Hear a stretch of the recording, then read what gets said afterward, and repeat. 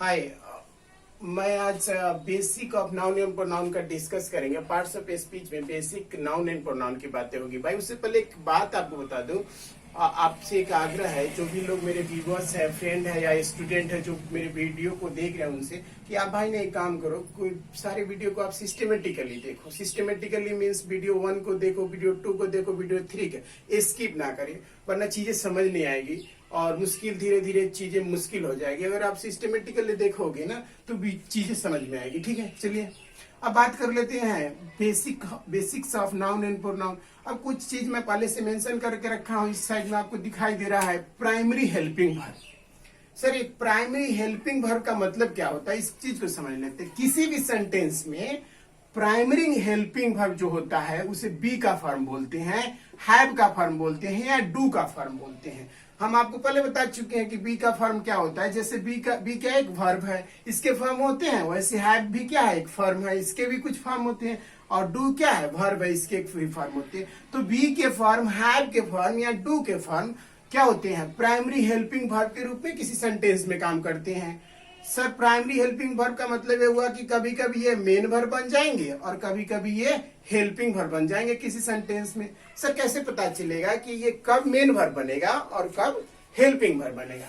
Simple क्या है कि जब किसी सेंटेंस में मेन वर्ब दिया हो तो यह अपने आप को क्या बना लेंगे, हेल्पिंग वर्ब बना लेंगे। और जब सेंटेंस में मेन वर्ब नहीं दिया हो तो यह अपने आप को क्या बना लेंगे, मेन वर्ब बना लेंगे। बाकी चीजें क्लियर हो जाएगी सेंटेंस में, हम सेंटेंस के माध्यम से आपको चीजें क्लियर करेंगे। ठीक है, इस साइड में आप देख रहे हैं नाउन या प्रोनाउन। नाउन या प्रोनाउन का मतलब नाउन और प्रोनाउन फंक्शन के रूप में क्या क्या काम कर सकते हैं। इंग्लिश ग्रामर में या तो नाउन या तो प्रोनाउन किसी भी इंग्लिश ग्रामर में सब्जेक्ट बनने का काम करता है। किसी भी सब्जेक्ट के स्थान पर आप देखेंगे तो नाउन आएगा, नहीं तो प्रोनाउन आएगा।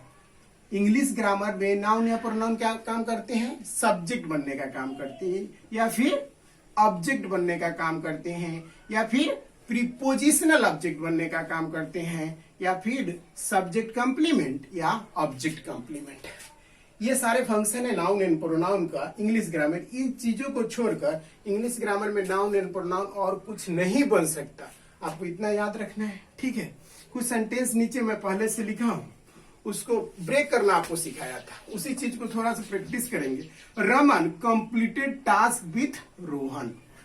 Raman completed task with Rohan. भाई मेरे, मैंने आपको बताया था कि कोई भी शब्द जिसके 3 फॉर्म पॉसिबल हो वो वर्ब कहलाता है। कंप्लीट, कंप्लीटेड, कंप्लीटेड, ये क्या है, वर्ब है। जी हाँ, वर्ब है।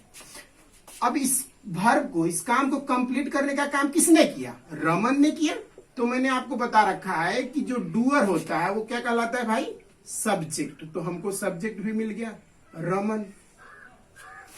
और वर्ब से व्हाट या हुम का रिप्लाई, कल वाले पिछले वीडियो में मैंने बताया था, वर्ब से व्हाट या हुम का रिप्लाई जो होता है वो क्या बनता है, ऑब्जेक्ट बनता है। तो रमन कंप्लीटेड व्हाट, आंसर मिला टास्क। रमन कंप्लीटेड व्हाट, तो ये टास्क क्या बना, ऑब्जेक्ट बना। और इधर आया विथ, अंडर, ऑफ, ऑन, इन, बहुत सारे प्रीपोजिशन होते हैं, आपको मालूम भी होगा। प्रीपोजिशन आप बचपन से याद भी कर रखे हैं। तो विथ क्या है, प्रीपोजिशन है। प्रीपोजिशन किसी भी सेंटेंस में इंग्लिश ग्रामर में वर्ब अपना ऑब्जेक्ट लेता है या फिर प्रीपोजिशन अपना ऑब्जेक्ट लेता है। बाकी इन दोनों को छोड़कर पार्ट्स ऑफ स्पीच में कोई अपना ऑब्जेक्ट नहीं लेता। जैसे आप जानते होइएगा कि एक होता है ट्रांजिटिव वर्ब, एक होता है इंट्रांजिटिव वर्ब, तो वहां पे ऑब्जेक्ट का गेम होता है। वैसे प्रीपोजिशन, अगर किसी भी सेंटेंस पे प्रीपोजिशन आ जाए तो उसके बाद क्या आएगा, प्रीपोजिशनल ऑब्जेक्ट। तो हमने देखा Raman subject, completed verb, task क्या बना, ऑब्जेक्ट विथ प्रीपोजिशन, और रोहन ऑब्जेक्ट। ठीक है, अब देखना भाई, इधर पार्टिसिपेटेड क्या है, वर्ब है।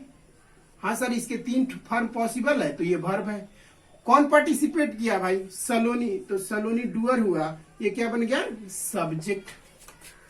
इन क्या है, प्रीपोजिशन है। इसका मतलब प्रीपोजिशन अपना ऑब्जेक्ट लेगा, इसके बाद कोई ना कोई ऑब्जेक्ट आएगा। तो इन किधर कंपटीशन क्या है, ये प्रीपोजिशनल ऑब्जेक्ट बोलते हैं इसको, प्रीपोजिशनल ऑब्जेक्ट। थोड़ा बोर्ड छोटा है, चीजें थोड़ा हौच पौच हो जा रहा है, आप एक बार पॉज करके वीडियो को लिख लेना, ठीक है ना। फिर देखना भाई, बाई, बॉट, बॉट, ये क्या है, वर्ब है। ये इसका डूअर कौन है, माई ब्रदर, तो ये क्या बन गया, सब्जेक्ट बन गया। बॉट व्हाट, गिफ्ट, ये क्या बन गया भाई मेरे, ऑब्जेक्ट। और फॉर क्या बना, प्रीपोजिशन, और इस प्रीपोजिशन का ऑब्जेक्ट कौन है, मी। ये सम आप जानते हैं क्या है, एडजेक्टिव है। इतनी सारी बातें। अब देखना भाई, मैं इस सेंटेंस में जहां भी सब्जेक्ट आया है, जहां भी सब्जेक्ट आया है, वहां वहां आप सेंटेंस में देखो नाउन आया होगा।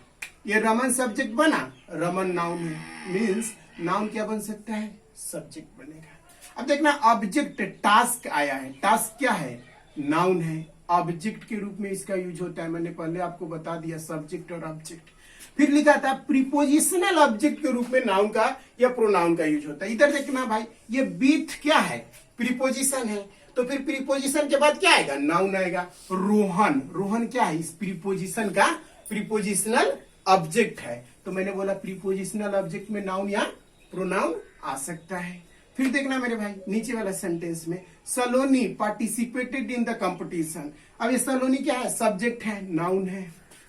ऑब्जेक्ट इस भर में एक्चुअली वर्ब का ऑब्जेक्ट नहीं आया, प्रीपोजिशन का ऑब्जेक्ट आया, तो प्रीपोजिशन इन है और कंपटीशन क्या है, प्रीपोजिशनल ऑब्जेक्ट है। तो जहां भी नाउन या प्रोनाउन आएगा, वो सब्जेक्ट या ऑब्जेक्ट या प्रीपोजिशनल ऑब्जेक्ट के स्थान पे आएंगे तो क्या कहलाएंगे, नाउन या प्रोनाउन कहलाएंगे, ठीक है ना। अब एक सेंटेंस और नीचे लिखा बाकी है, थोड़ा इस बात पे गौर करिए। एक और सेंटेंस में लिखता हूं, बचपन से आप पढ़ते हैं, I go to a school, I go to a school. अब इस सेंटेंस में आपने बचपन से एकदम एक माइंड सेटअप बना लिया कि सर ये आई सब्जेक्ट है, गो वर्ब है, और टू प्रीपोजिशन है, और ये ऑब्जेक्ट है।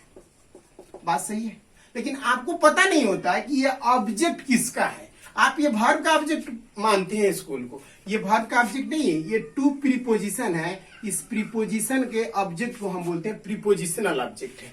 तो गो वर्ब इसलिए हुआ क्योंकि इसके 3 फॉर्म पॉसिबल है, और कोई भी शब्द जिसके 3 फॉर्म पॉसिबल है वो वर्ब होता है। जाने का काम कौन करता है, आई, इसलिए आई क्या बनेगा, सब्जेक्ट, और टू प्रीपोजिशन, और ये स्कूल प्रीपोजिशनल ऑब्जेक्ट। मैं बोला कि जब भी ऑब्जेक्ट की बात आए वहां पर क्या हो सकता है, नाउन या प्रोनाउन। अभी देखना, ये ऑब्जेक्ट है ना भाई, तो ये स्कूल क्या है, नाउन है। अब ये अलग बात है, कॉमन नाउन है, प्रॉपर नाउन, वो बात की बात है। फिलहाल स्कूल क्या है, नाउन है। बात इतना क्लियर हो गया, समझ में आया। चलो अब इधर थोड़ा एक सेंटेंस और बाकी है, इस पे बात करना। आदिति इज इंटेलिजेंट, एक सेंटेंस है, मोहतरमा के लिए मैं हमेशा लिखता हूँ इस सेंटेंस को ताकि चीजें याद आती रहे। आदिति इज इंटेलिजेंट, सर आपको सिखाया था सब्जेक्ट पहचानने का तरीका। अब मेरे भाई ये बताओ, ये सब्जेक्ट है, कैसे सब्जेक्ट है। फर्स्ट वीडियो में मैंने डिस्कस किया था कि जिसके बारे में बात की जा रही हो उस सेंटेंस में वो क्या कहलाता है, सब्जेक्ट कहलाता है। उसे हम क्या बोलते हैं, central idea.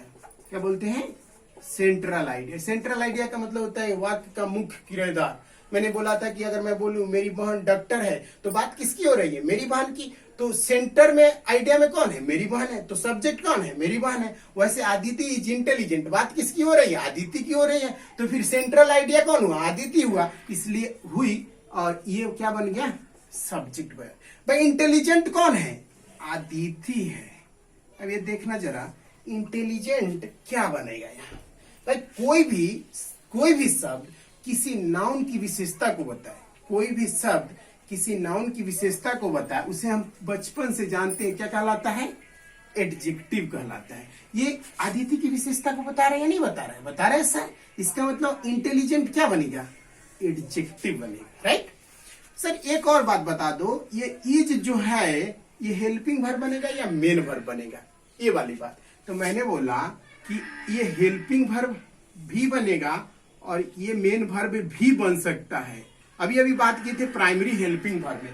Primary helping verb में मैंने बताया था कि जो सारे शब्द हैं किसी सेंटेंस में मेन वर्ब बन सकते हैं या फिर किसी सेंटेंस में वो हेल्पिंग वर्ब बनने का काम करते हैं। कब मेन वर्ब बनेगा मेरे भाई, जब मेन वर्ब ना दिया हो तो ये हेल्पिंग वर्ब बन जाएंगे, और मेन वर्ब बन जाएंगे, और जब मेन वर्ब दिया हो तो क्या बन जाएंगे, हेल्पिंग वर्ब बन जाएंगे। देखना जरा, अब इस सेंटेंस में इंटेलिजेंट वर्ब है क्या, नहीं है। इसका मतलब इस सेंटेंस में कोई मेन वर्ब है नहीं, तो ये हेल्पिंग वर्ब बनेगा या मेन वर्ब बनेगा मेरे भाई, मेन वर्ब बनेगा। ठीक है, जैसे आई एम अ स्टूडेंट, अब ये स्टूडेंट तो वर्ब नहीं है, मेन वर्ब नहीं है, तो फिर आई एम क्या बन जाएगा, उस सेंटेंस में क्या बन जाएगा, मेन वर्ब बन जाएगा। लेकिन अगर मैं ये बोलूं आई एम रनिंग, तो फिर इसमें क्या आई एम बन जाएगा हेल्पिंग वर्ब और रनिंग बन जाएगा मेन वर्ब। ठीक है ना। थोड़ी इंपॉर्टेंट बात क्या है कि किसी भी सेंटेंस में इसको बोलते हैं बी का फॉर्म, आपको बताया था पहले, बी का फॉर्म।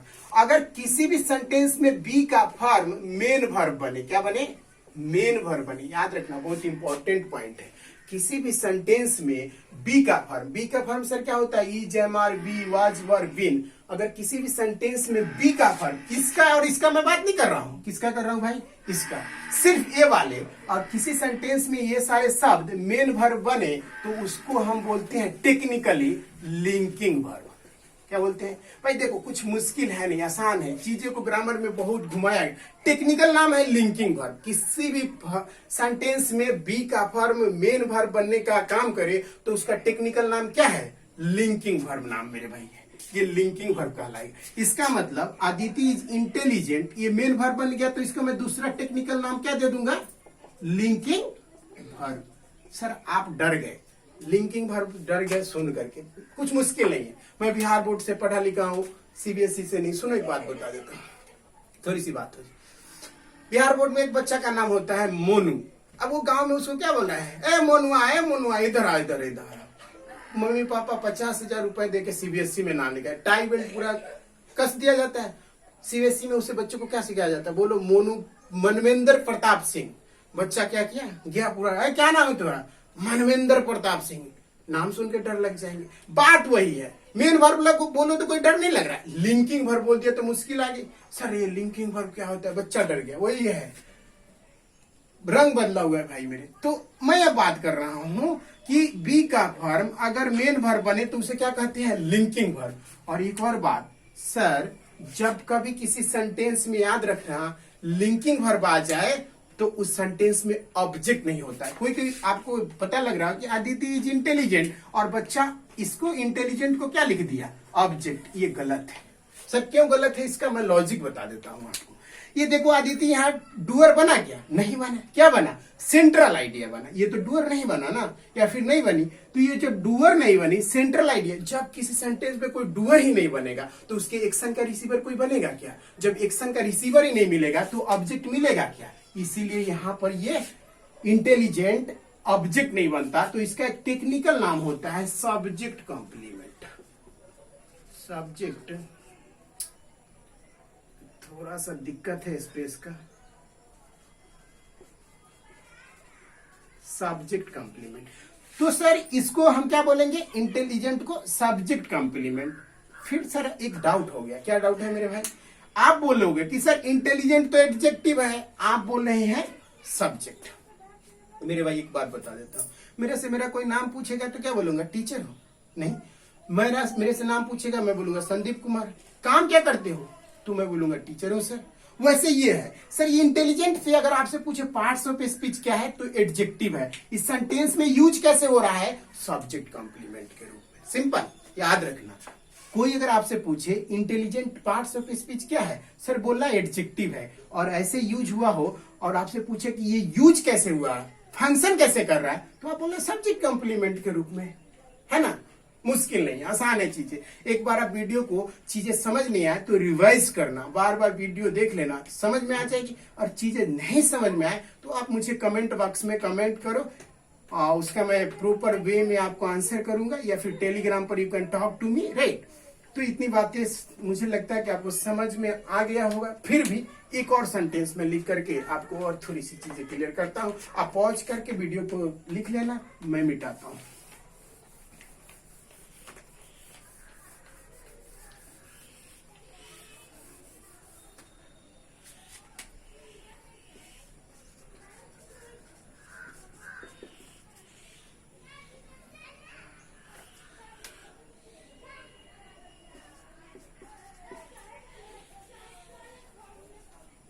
चलो बुरा मत मानना, मैं अपना बड़ाई कर ले रहा हूँ, इंटेलिजेंट ही लिख दिया, या फिर कोई दूसरा लिख देता हूँ एडजेक्टिव। संदीप इज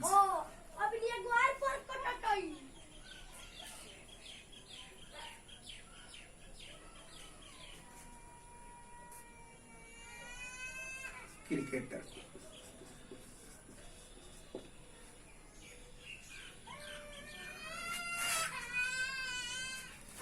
सर क्या हो गया, मैं सोच रहा हूँ कुछ अलग बताऊं ताकि चीजें समझ में आए। संदीप इज इंटेलिजेंट नहीं लिख सकता हूँ, क्रिकेट, चलो इंटेलिजेंट पे नहीं लिख सकता ना।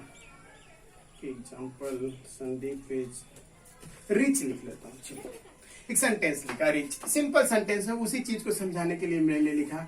ये क्या हो गया मेरे भाई, main verb. Main verb Sandeep क्या बना, सेंट्रल आइडिया। सेंट्रल आइडिया को क्या बोलते हैं, सब्जेक्ट। और किसी भी सेंटेंस में बी का वर्ब मेन वर्ब बनने का काम करे तो उसका टेक्निकल नाम क्या होता है, लिंकिंग वर्ब। क्या नाम होते हैं मेरे भाई, लिंकिंग वर्ब। और ये रिच, रिच कौन है, संदीप है, तो ये क्या बन गया, रिच एडजेक्टिव बना। क्या बना, adjective, parts of speech adjective है। और ये फंक्शन कैसे कर रहा है, सब्जेक्ट कंप्लीमेंट, सब्जेक्ट कंप्लीमेंट के रूप में। मैं उम्मीद करता हूं कि चीजें आपको समझ में आई होगी। And if despite of it, if you are not able to understand the things, you can always welcome, most welcome to comment me, and those who are watching my video regularly can comment me if they have any kind of doubt, right? चलो आज के लिए इतना ही, फिर मिलते हैं next video में, तब तक के लिए बाय, टेक केयर।